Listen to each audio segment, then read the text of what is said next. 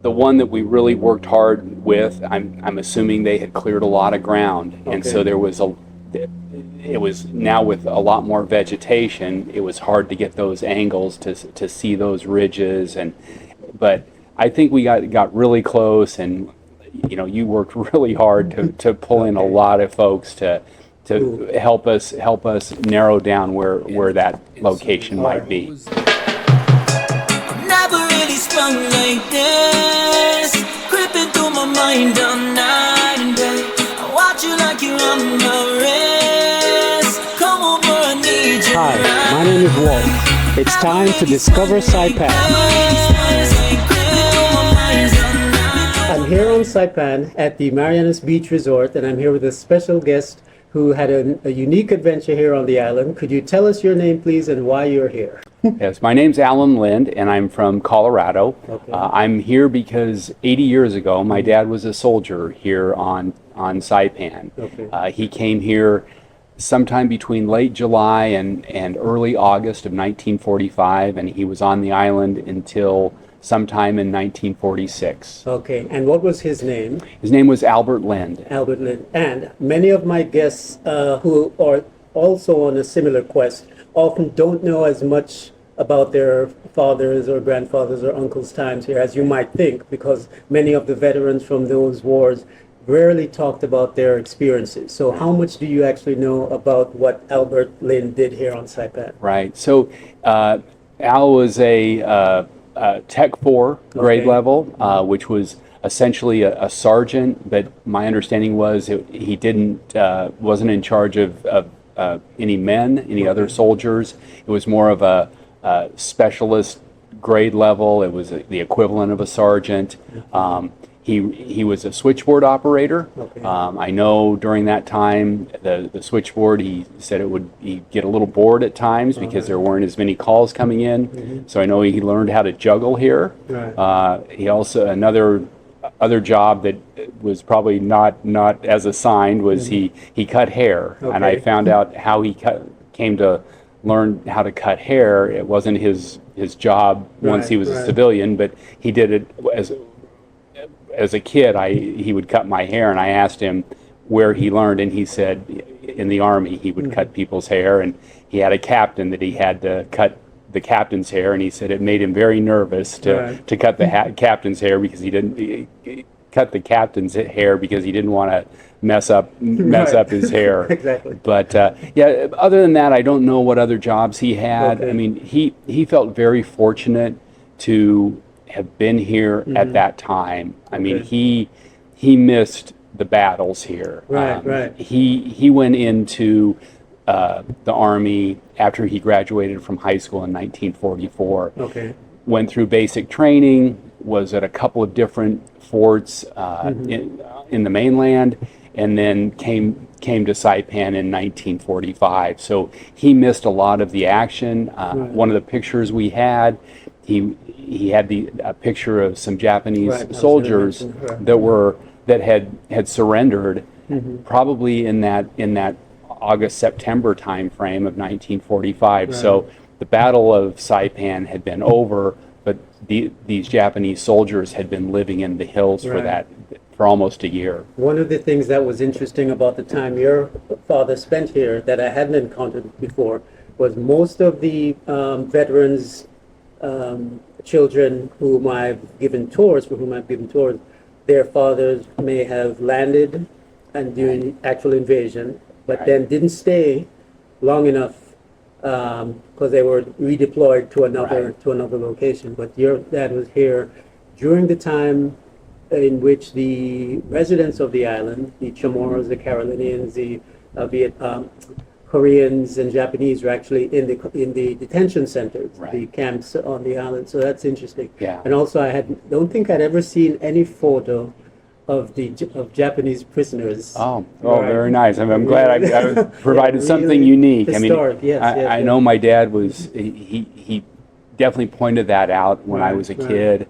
I think there were maybe five Japanese soldiers that had surrendered. Right. He on the back of the photo he indicated that there was a white flag where they had waved the white flag to surrender, and that that's really the full extent of the story that I know. And in order to locate some of the sites in the photographs, we had to call in some heavy hitters and some resources. And we spoke to elders, we spoke to historians, we spoke to people working in the museums and the different people who've been on the island their entire lives to try and locate those spots. And it was tricky, but based on what we experienced over the last 2 days, I have a good feeling that we've come close to determining. Really close, right. I think so. And some of the discrepancies in the outline of the ridge could be explainable by, like you said, angle, or possibly growth over 80 years that might have changed it. But based on what we ended up with, and I definitely want to give special thanks to Ray at the library, the NMC library, who was able to help us locate that. We're here with Ray from the library. We just happened to run into him at NMC, and the minute he saw that picture, he said, "That's not up north. That's not in the south in Chalanquiza. That's definitely in Cagman." And now he's brought us here to this spot, and it seems like he might be correct. I was thinking of going further up, but and this is the perfect spot. So the only other thing we'd need to confirm, I guess, is if there was a camp, like a U.S. camp set up. I want to say what I remember. The U.S. I want to say the U.S. military was in this area. Right. So like I think this was a man-made man-made pond here. But I believe, man, some stories I hear, this is part of the military, like this whole area. Okay. Where you see fields, right? No, not here, but those are homesteads. But like that area there, this area. Ooh, cool. Was owned by the military, and then it was transferred over to the CNMI government, and now the CNMI government owns this pond. It's like a reservoir here. For me, the dead giveaway. How I identify it's this part. It's, you see that cliffs, those cliffs. I noticed that yesterday. That was a dead giveaway. Excellent. Ray was very helpful. I mean, he did an incredible job kind of gathering as many resources as he could to kind of give us some ideas where to look. We went out in Kegman to see that angle with Ray.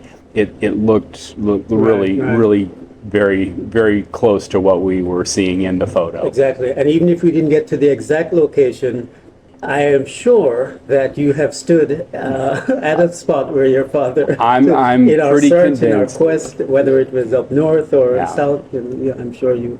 And it's been incredible. I mean, beyond finding that location, I mean, what you do with the tour, and I said this to you yesterday, that there's no tour like this in the world, I don't think. And to be able to come here and touch and walk and see things so hands-on versus, I've been to Normandy, and it as equally as touching and historic area, but you don't get to be this close to things there that you are here, and that was amazing to spend 2 really full days, traipsing around Saipan and Tinian as well was pretty incredible. One of the things I pointed out to you yesterday was that the local population here, as well as the tourists like yourself, as well as the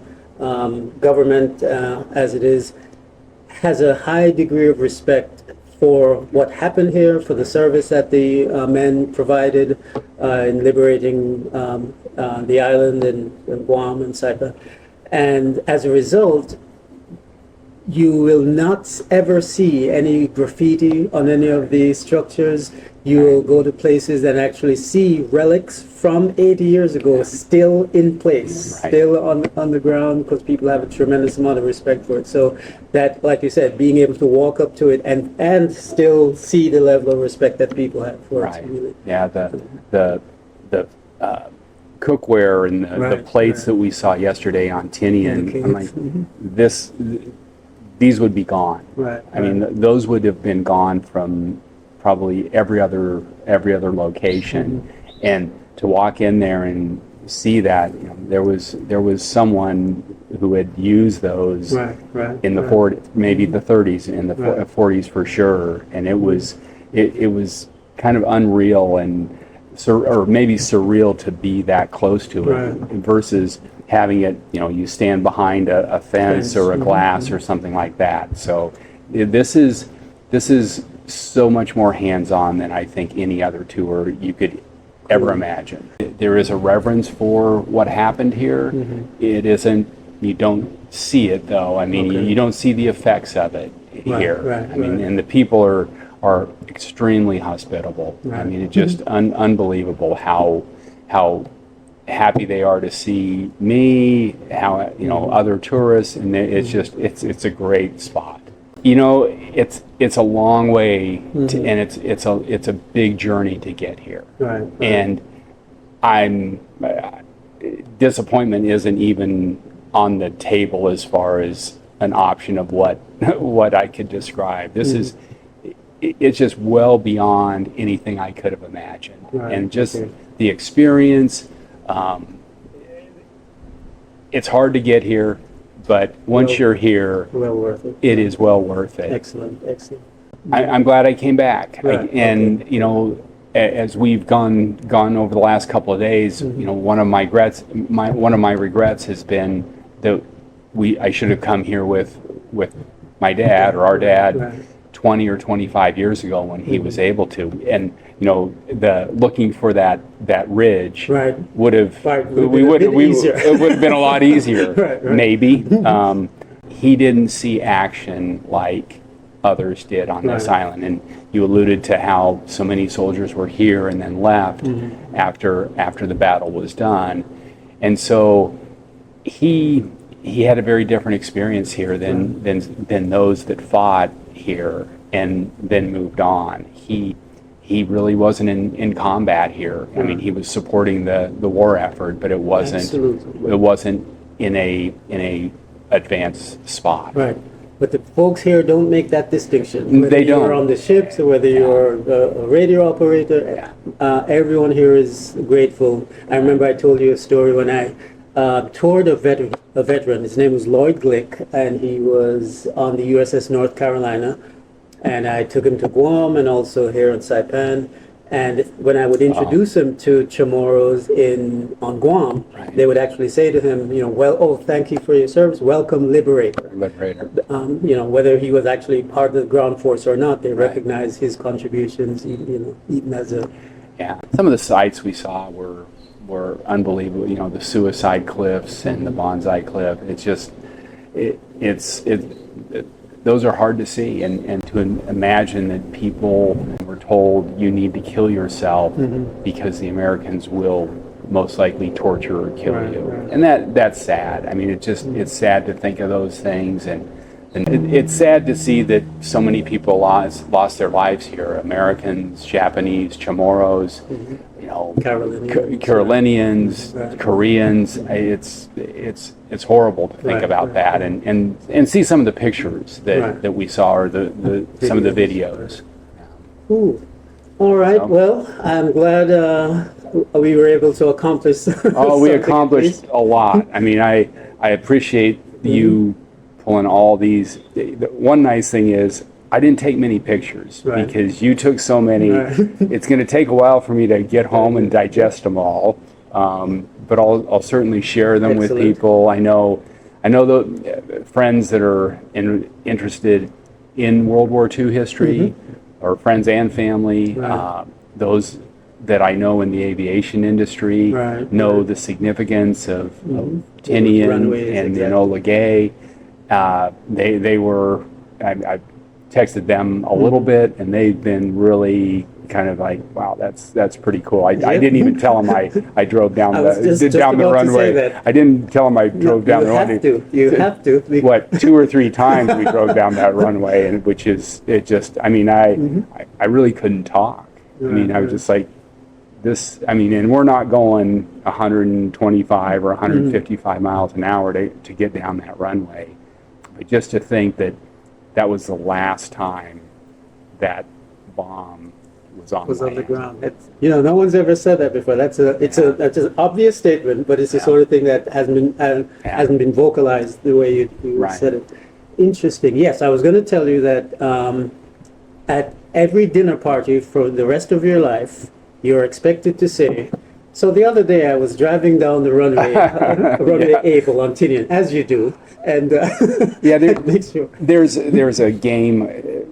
I don't know if you've ever played. It's called Two Truths and a Lie. Ah, okay. And so somewhere Saipan, Tinian, Abel may Yeah. somehow work its way into those truths and lies. Excellent, excellent. Let me know when it does. Right. All right. Well, it was a real pleasure meeting you, Alan, and also indirectly meeting your dad, Albert. I'm glad you took the trip. Glad you chose me to show you around. I think we were able to accomplish something. And if you have any friends who also want to do a pilgrimage, send them here. I will. I will. This is, I mean, whether they're interested in as much World War II history, and I mean, the spectrum is pretty broad, Right. people's interests, but this is still a great place to come to a vacation. Yep. I mean, just, beautiful beaches, beautiful water, the hospitable, people are so hospitable. I mean, it's hard to beat. Right. It's really, really hard to beat. All right. So that's it. All right, Thanks. thank you, sir. Watch you like you're on my Subscribe. Come over You know and what need I'm you saying. now.